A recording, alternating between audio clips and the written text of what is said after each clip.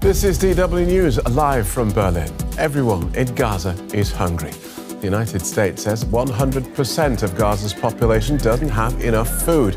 But in spite of humanitarian concerns and warnings from allies, Israel says planned ground operations in Rafah must go ahead.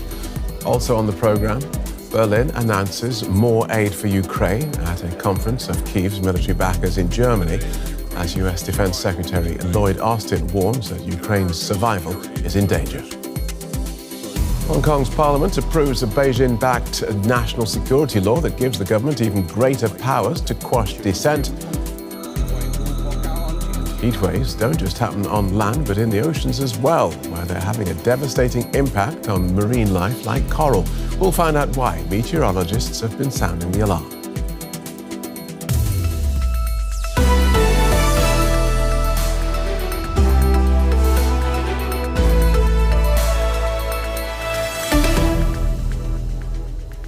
I'm Phil Gale. Welcome to the programme. The United States has warned that all of Gaza is now facing starvation. Secretary of State Antony Blinken made the remarks as he prepared to head back to the Middle East.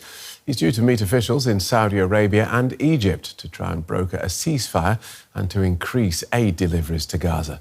There's been growing unease amongst Israel's allies about the human cost of its war against Hamas, which was provoked by the radical Islamist group's October 7 terror attack. These children are waiting to receive a portion of food being prepared by volunteers in Rafah. This could be the only meal for some Gazans in days. We have no option but to come here. We're from Gaza City. We have no money and we're living in tents. The charity's providing us with food. As food shortages are becoming more acute every day, the World Health Organization has accused Israel of provoking an imminent famine. This is completely man-made and it's avoidable. We need more food to come in. Simply, on one hand, because of the hostilities, there is no way of producing food inside Gaza. Secondly, there is a restricted access. Simply what is getting in is not enough. And even getting things around Gaza is complicated because of the level of destruction of infrastructure. Along with accusations that Israel is blocking humanitarian relief into Gaza. Israel denies the claim, blaming aid agencies for the distribution. Only a trickle was allowed to enter Gaza City on Monday night. Famine is particularly looming in the northern parts of the Strip. People there are surviving in makeshift tents with barely any food. A new UN report says that acute malnutrition is accelerating here, where Secretary of State Antony Blinken expressed concern about the food shortages. 100% of the population in Gaza is at severe levels of acute food insecurity. That's the first time an entire population has been so classified. We also see, again, according to, in this case, the United Nations, 100%, the totality of the population, is in need of humanitarian assistance.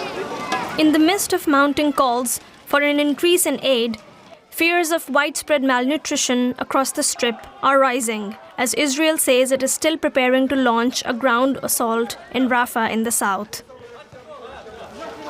Well, the White House has described Israeli plans for a ground attack on Rafah as a mistake. But despite those reservations from his country's biggest backer, Prime Minister Benjamin Netanyahu appears undeterred. We, of course, share this desire to allow an orderly exit of the population and the provision of humanitarian aid to civilians. We have been doing this since the beginning of the war. But I made it very clear to President Joe Biden in our conversation that we are determined to complete the elimination of these Hamas battalions in Rafah, and there's no way to do it except by going in on the ground. Journalist Balig Sladin in Tel Aviv told me about the split views of the Israeli public to the Prime Minister's approach to this war. Well, definitely there are mixed reactions about this whole issue of dealing with the war by the Prime Minister of Israel, Benjamin Netanyahu. And it is, between left and right. The people on the right would say that Netanyahu is actually doing the right thing by saying no to the Americans, even if they are Israel's number one ally, because Israeli security concern is Israel's only. The Israelis should be the only ones who call the shots here, and not even their number one ally. On the left would say that, of course, there should be a consideration of the advice from the U.S. About the operation in Rafah, and also about the aid getting in. And also today, leaks from the Foreign and Security Committee that Netanyahu was present in is telling us more information about this disagreement between Israel and the Biden administration, or specifically the Netanyahu government and the Biden administration. Netanyahu is saying that there is no disagreement between Israel and the U.S. about eliminating Hamas battalions in Rafah, rather about the way to do that, the operation in the highly dense city of Rafah. And just moments ago, Netanyahu is saying that the Minister of Strategic Affairs, Dremer, is going to leave and travel to the U.S. As early as next week in order to inform the Americans about the operation, how it's going to be held, and the evacuation of the civilian population from Rafah before the troops can be advanced. And what of the humanitarian crisis that Antony Blinken has discussed in such graphic terms? Is that making headlines there? Of course. Well, we can say that the Israeli media in general doesn't show what the whole world is seeing inside Gaza. It's more concerned about the soldiers and the troops and their operations inside this tribe, more than they are concerned about showing the humanitarian crisis inside Gaza. But we can definitely say that this exchange of accusation between Israel on one hand and the aid agencies, and also the Palestinian Authority on the other hand, is somehow doesn't show the whole picture here, because the truth is somewhere in between. There's definitely a logistical difficulty to get the aid trucks from the south of Gaza to the north of the Strip. We're talking about hours of driving in a war zone full of people that are unfortunately starving. Sources from Gaza told me that even clans and families of people are literally stabbing each other. Thus, we see this tragic and fatal incidents around the truck aids. But on the other hand, Israel can also open the northern border for aid. For example, the Erez crossing, which is from Israel, from the north of the Strip. And there is definitely a political difficulty for the government, because right-wing hardliners are opposing letting in aid inside Gaza, and they're portraying it as the helping the enemy. And also among Israelis, to be honest, the public is not quite understanding of why would we let aid in as long at least the hostages are still held in captivity inside Gaza. OK, thank you for taking us through that. Journalist Balig Sledin in Tel Aviv. Let's look at some more stories making headlines around the world. The US Supreme Court has allowed a controversial Texas law to take effect, giving state police the power to arrest people suspected of crossing the Mexico border illegally. The Biden administration, which Republicans blame for high immigration numbers, says border policing is a matter for federal authorities. Now, opponents are warning of racial profiling and rights violations. Now, former US President Donald Trump has filed a Supreme Court brief arguing that he should be immune from prosecution for trying to overturn his 2020 election loss. He's appealing a lower court's rejection of this same request. Mr. Trump is the first former US president to be criminally prosecuted. Former Brazilian President Jair Bolsonaro has been formally accused of falsifying his COVID-19 vaccination status. The indictment alleges he entered false information into a public health database to make it appear that he and several others in his circle had been vaccinated. And this is the first of several possible indictments the embattled far-right leader could face. Now to Ukraine, which is preparing for renewed Russian assaults along its front line. That's according to a report from the UK Ministry of Defence. Fortifications are likely to include anti-tank obstacles, trenches and minefields. The report says Ukraine's stalled counter-offensive last year has forced its military onto a more defensive footing. Kupiansk in the Kharkiv region was occupied in the first days of Russia's full-scale invasion, but it was liberated after almost 6 months. DW has been to the town to see how residents are preparing for the threat of another Russian invasion.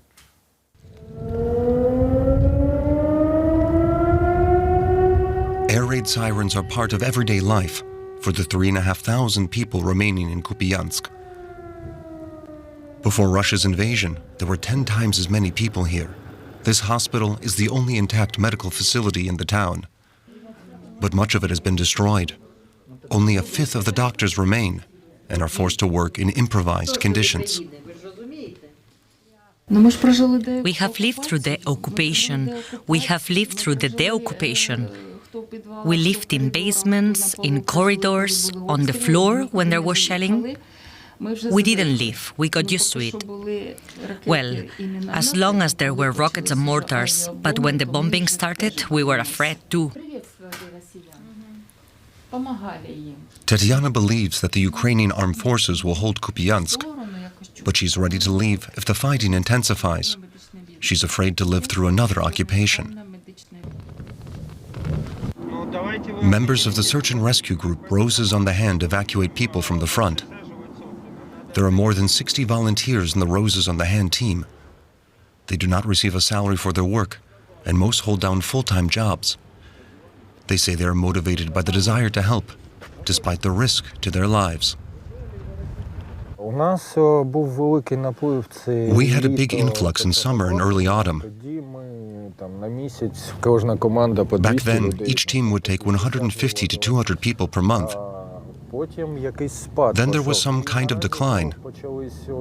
Now the shelling has started again, and a lot of people. Every day someone dies, or even several people. The rumors of an attack have started to spread. That's why people are leaving more often.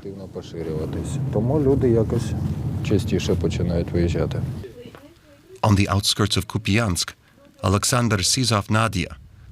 In autumn, she moved to the city from the village of Petropavlivka, which was almost completely destroyed. Now she's afraid to stay in Kupiansk.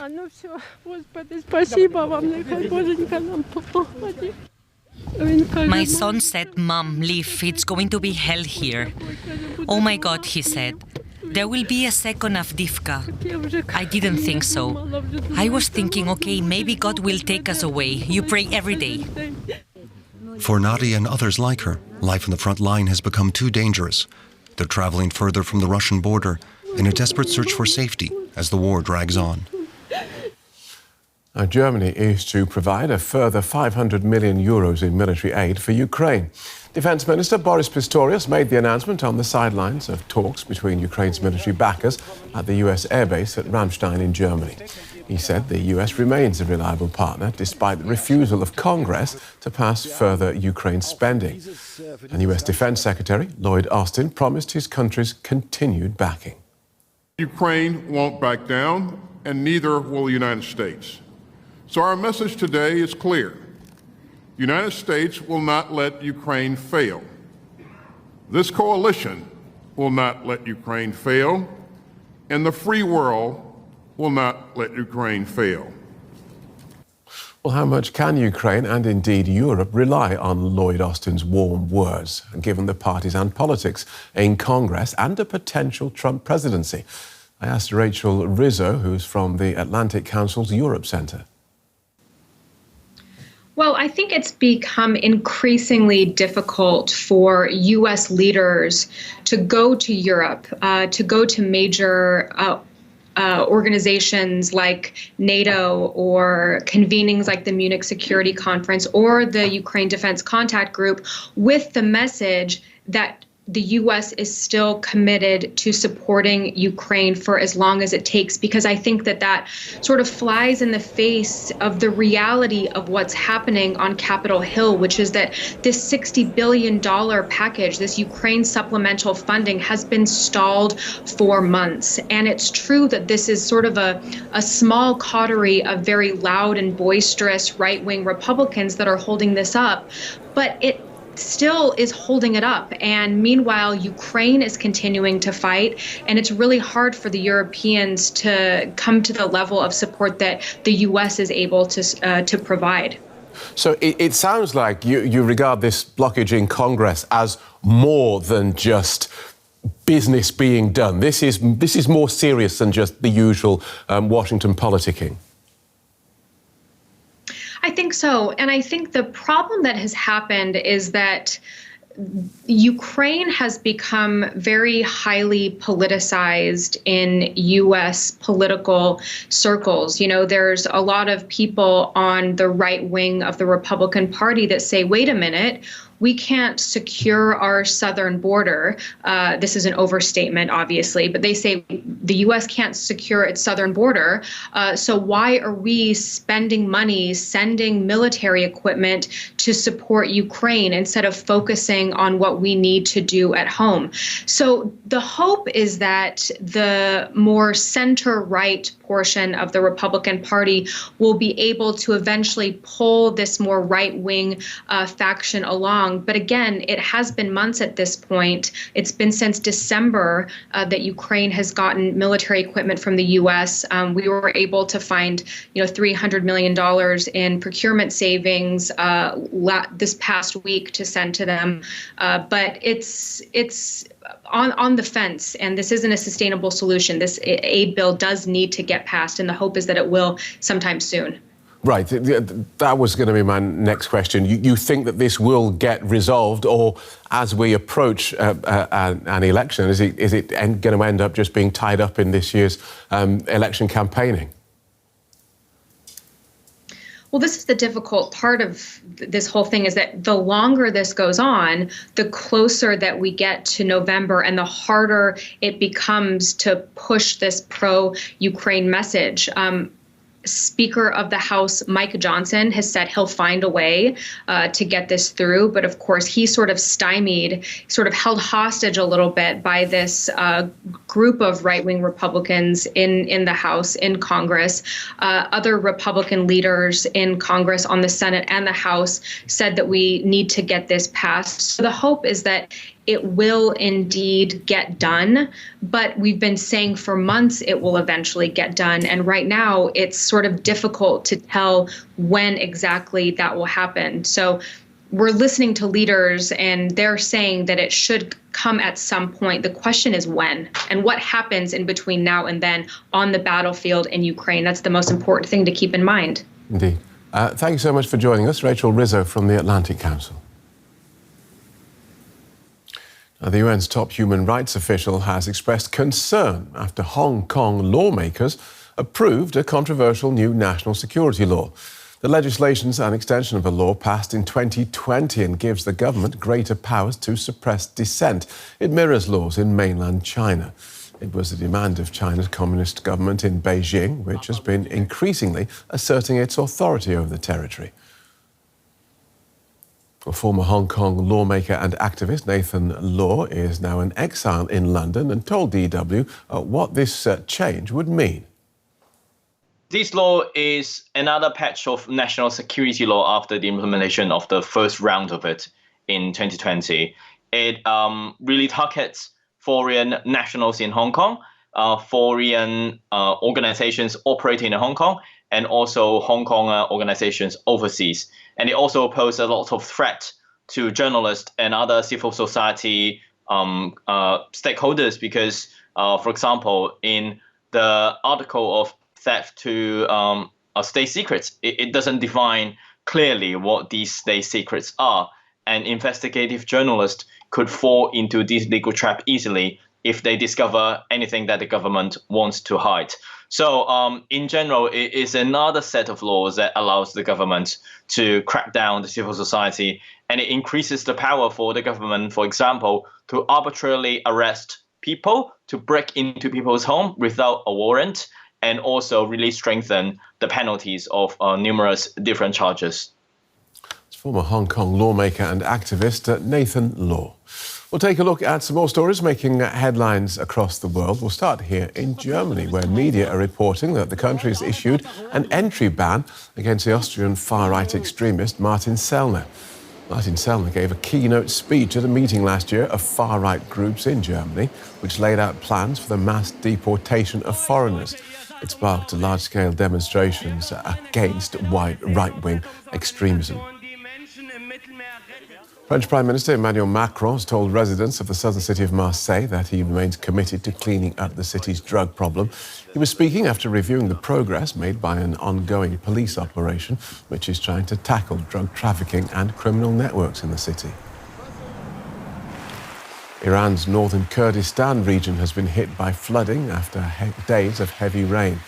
According to local reports, authorities there are urging people to stay indoors.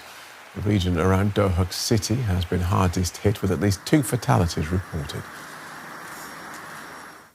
Records in global temperatures, greenhouse gas emissions and ocean heat were broken last year. That's according to a new report from the UN's World Meteorological Organization. They say this led to 90% of the world's oceans experiencing heat waves. Among other things, these aquatic heat waves led to coral bleaching, which devastates marine ecosystems and causes economic losses in coastal communities. Well, volunteers in the Indian coastal region of Goa are now trying a different way to give heat-stressed coral a new lease of life. A short dip into the ocean, but not for fun. These marine biologists and volunteers have a mission: to carefully move fragments of Goa's intact coral reefs and replant them before they are lost. 50 or 60% of the corals worldwide have gone, and they're not coming back. Many more are under threat. Rising global temperatures are increasing ocean heat waves. One impact is coral bleaching, which turns coral white and puts them at risk of dying off completely. Home to around a quarter of all marine species, coral reefs are crucial for sea life. Banker-turned-conservationist Venkatesh Shalu and his team moved the coral to more habitable waters, a laborious and costly job. To finance this, they decided to get tourists and locals on board. We just said, let's start the Adopt a Coral program. And it's a 1-year adoption period where we give them a certificate of adoption, we give them the photograph of the coral fragment, we give them the sizes, with a promise that we will give them a fresh photograph at the end of 1 year with the increased sizes. Avantika Mishra is one of the project's supporters. A regular surfer and diver, she often spends her time in the waters here. In 5-6 years of diving myself, I've seen the decline of the color of the coral, for example. And that hurts. It's nice to be able to do something, even if it's just a little bit. Venkatesh and his team have replanted more than 500 corals to date. It's painstaking work, considering the size of the ocean and how many corals have been destroyed. Avantika is realistic about the challenge, but she believes the adoption project will do more than just raise money. Because I think it's really cool. It's a really cool way to create impact, because when you make people feel like they own something and when they lose it, it hurts that much more. A hurt few can afford. Corals support around 1 billion people through food and income for tourism and fisheries, essential for life in the sea and beyond.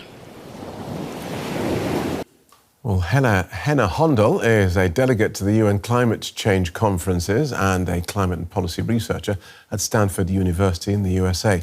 I asked her what the world would look like in 20 to 30 years if we continue on our current path. I think based on current projections, what we're really preparing for is destruction to habitats loss of flora and fauna, and unlivable conditions in many parts of the world. We've seen heat waves increase in intensity, duration, and frequency. We're seeing tropical cyclones increase in intensity, and a greater proportion of them being category 4 and 5. We're seeing youth talk about the mental health impacts of climate change. A really interesting study was done just a couple years ago, surveying 10,000 youth in 10 countries, and nearly half said that their feelings about climate change affect their daily lives. So this is not a pretty picture. And the WMO just came out with a report recently showing that pre-pandemic levels of food insecurity have dramatically increased in the past year, up to more than 300 million people experiencing food insecurity due to climate change. So this is a really grim picture, and I think it's high time that we get governments involved to actually get a grip on it. Right, that grim picture is a familiar one. Why do you think that, given that we all know what's going on, why isn't climate change being combated faster? I think the messaging is really key here. One of my favorite quotes from Steve Jobs, the founder of Apple, is when he said that the storyteller is the most powerful person because they set the vision, the agenda, and the values of the future. And when we think about climate change, how are we actually telling that story? Are we conveying it in a sort of distant, disconnected sense, or are we actually highlighting the real economic and health impacts that are affecting people in the here and now? It's been projected that coastal flooding will lead to €1 trillion worth of losses just affecting Europe. So that's huge. But are we actually conveying those realities in a way that people feel connected to it in their day-to-day lives? So I think we have a lot of work to be done on that messaging front. So I think you posed the statement as a question. Are you saying that we are not doing sufficient to put that message across? Because it seems to me you can barely turn on a TV these days without seeing someone getting flooded or someone having a drought or this river having dried up, whether it's in Europe or Bangladesh or anywhere. Yeah, so I think unfortunately in the past year, those effects have come to people's doorsteps. And we're actually seeing more and more people being directly impacted by climate change and really feeling that in a way that I actually think could end up catalyzing more action. For example, this week, South Sudan is actually shutting down schools due to a heat wave expecting to last for the next 2 weeks. We've seen 2 years ago in the UK, roads were buckling under a really devastating heat wave in the summer of July 2023. So I think as these impacts, unfortunately, come to the doorstep of people, they're going to feel it more deeply. But what I had hoped for is that people wouldn't have to feel it so deeply for that messaging to really hit, that governments and policy experts could do a better job of articulating these challenges before the crisis actually hit. Thank you so much for joining us, Henna Hundal from Stanford University. Thank you. And with that, you're up to date. In just a moment, I'll be back to walk you through the big stories of the day in The Day. Today, looking at American promises to Europe and to the Philippines and whether they can be relied on. That's in just a moment here on DW.